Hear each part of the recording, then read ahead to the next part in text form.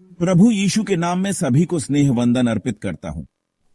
हम सर्वशक्तिमान ईश्वर को धन्यवाद देना चाहते हैं कि उन्होंने हमारे इटर्नल वर्ड डिवोशन को आशीर्वाद दिया है, जो अब एक उल्लेखनीय मील का पत्थर है।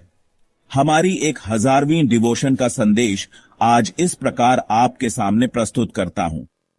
मैं आप सभी को विशेष रूप से धन्यवाद देना चाहता हूं, जिन्होंने हमारी इटर्नल वर्ड डिवोशन सफलता के लिए पीछे से अथक प्रार्थना की है। आपका समर्थन और प्रार्थनाएं अमूल्य हैं। हमारे समर्पित टीम के सदस्यों को विशेष धन्यवाद। हमारे प्रार्थना योद्धा, जिनकी प्रार्थनाएं हमें अब तक बनाए रखती हैं। हमारी अनुवाद टीम, जिन्होंने अनुवाद करने के लिए कठिन परिश्रम किया है। हमारी वॉइस ओवर टीम, जिनकी प्रतिभा ने हमारे संदेशों को जीवंत किया है। और हमारी वीडियो एडिटिंग टीम, जिनकी विशेषज्ञता ने हमारी एपिसोड की दृश्य गुणवत्ता में सुधार किया है। मैं आशा करता हूं कि ईश्वर आप सभी को आपके कठिन परिश्रम और समर्पण के लिए समृद्धि से आशीर्वाद देगा। हमारे सामूहिक प्रयास सभी पीढ़ियों के लिए एक मधुर संगीत बने और हम ईश्वर के राज्य के लिए मजबूत वाद्य बने रहें। आप सभी को ईश्वर की आशीषें प्राप्त हों। आमीन। परमेश्वर के नाम की महिमा हो। यीशु मसीह के नाम में मेरे सभी प्रिय श्रोताओं को मेरा स्नेह वंदन अर्पित करते हुए लूका रचित सुसमाचार 12वां अध्याय के 21वें वाक्य में लिखा है कि ऐसा ही वह मनुष्य भी है जो अपने लिए धन बटोरता है, परंतु परमेश्वर की दृष्टि में धनी नहीं। पढ़े हुए अनुग्रहित वचन के आधार पर परमेश्वर की दृष्टि में धनी बने। इस अनुग्रहित विषय पर मनन करने के लिए आओ हम सब परमेश्वर की संगति में चलें। परमेश्वर यीशु मसीह के संपर्क में आए लोगों ने उनको अलग अलग रूप से अपनाया। किसी ने भाई के रूप में और किसी ने उनको गुरु के रूप में, किसी ने उपदेशक के रूप में यीशु को अपनाया। यहाँ पर प्रभु यीशु मसीह द्वारा परमेश्वर की दृष्टि में धनी बनो की उपमा देने के पीछे का कारण एक व्यक्ति है।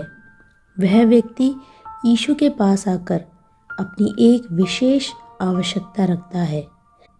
इसी अध्याय के 13वें वचन में वह अपनी आवश्यकता बताता है।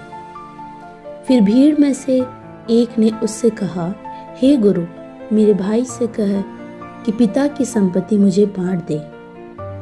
यीशु उसके साथ विवेचनात्मक आत्मा द्वारा बात करता है और उसे एक प्रश्न करता है कि हे मनुष्य, किसने मुझे तुम्हारा न्यायी या बांटने वाला नियुक्त किया है?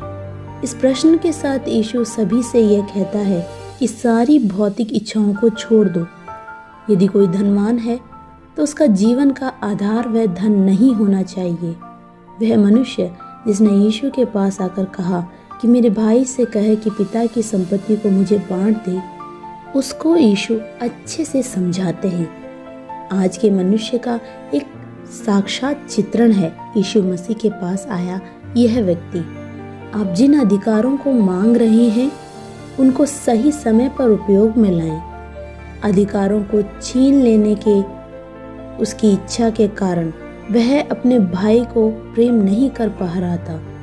थोड़ा और साफ साफ कहें तो अधिकारों को उपयोग में लाना और अपने भाई को भी प्यार करने वाला वह होना चाहिए, पर यह भाई यहाँ अपने भाई का उपयोग करते हुए अपने अधिकारों से प्रेम करता है। अपने भाई के संबंध से भी ज़्यादा अपने धन को ज़्यादा प्रेम करने वाले इस भाई का अपने भाई से भाईचारा भी खत्म हो चुका है। अपने धन के लिए अपने भाई के पास जाकर बात करने वाला संबंध भी उन दोनों में नहीं बचा है।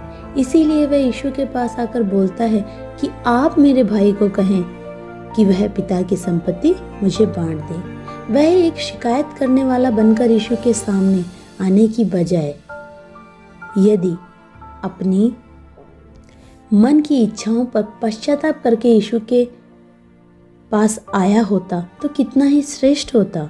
मुझे सुनने वाले मेरे प्रिय श्रोताओं, आप थोड़ा चिंतन करें। जब आपके पास धन नहीं होता तब हमें लगता है कि धन ही सब कुछ है और जब मकान, गाड़ी और अन्य वस्तुएं नहीं होती, अच्छी नौकरी, अच्छा पद कुछ नहीं होता, तब हमें लगता है कि यही सब कुछ है।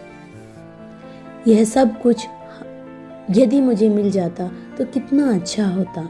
लेकिन वर्षों से परमेश्वर सब कुछ भलाई के रूप में हमारे साथ करता आ रहा है, तो हमें समझना है कि यह सब व्यर्थ है और यथार्थ में परमेश्वर का प्रेम ही, अपने भाई से प्रेम ही सब कुछ है। आज के समुदाय में सबने सब कुछ प्राप्त कर लिया है, तो उनमें वो प्रेम की अवस्था खत्म हो चुकी है। यीशु उस व्यक्ति से चाहते हैं कि वह परमेश्वर की दृष्टि में धनी बने। किसी भी क्षण यह प्राण पंछी के समान उड़ जाएगा, लेकिन मृत्यु के पश्चात वह कहाँ होगा, यह चिंता उस पर हावी होनी चाहिए। परमेश्वर जब मनुष्य के प्रति ऐसी चिंता रखता है, तो हम कई बार बिना पश्चाताप के पापों का बोध खोकर सिर्फ एक शिकायत करने वाले बनकर इस भाई के समान यदि हम आते हैं, तो हमें सुधरने की आवश्यकता है। जीवन का आधार धन नहीं है, और यदि धन संपत्ति परमेश्वर ने हमें दी है, तो हमें स्वार्थी नहीं बनना है। प्रियो, ध्यान दें, परमेश्वर द्वारा दिया गया धन, अधिकार, बढ़ोतरी को बांटने के लिए हमारा हृदय विशाल होना चाहिए। धन संपत्ति, बढ़ोतरी सब अच्छी है, लेकिन हम दूसरों के साथ उसे किस तरह बांटते हैं, वह हमारी मन की इच्छा ही परमेश्वर के सम्मुख हमें धनी बनाता है। इस प्रभात में अपने जीवन को शुरू करने से पहले एक सुधरने की अवस्था से गुजरें। हमें जिसे प्रेम करना है उससे प्रेम करें, और जिसे उपयोग में लेना है उसे ही उपयोग में लें। उसका उल्टा, जिसे उपयोग में लेना है उसे स्नेह करके, और जिसे स्नेह करना है उसे उपयोग में लेकर स्वार्थी ना बने। आज परमेश्वर की संगति में हम अपने आप को सौंप दें, अपने संबंधों को नष्ट ना करते हुए परमेश्वर से और मनुष्य से प्रेम करके अनंत जीवन की आशा को जीवन का आधार बनाकर जीवन व्यतीत करें।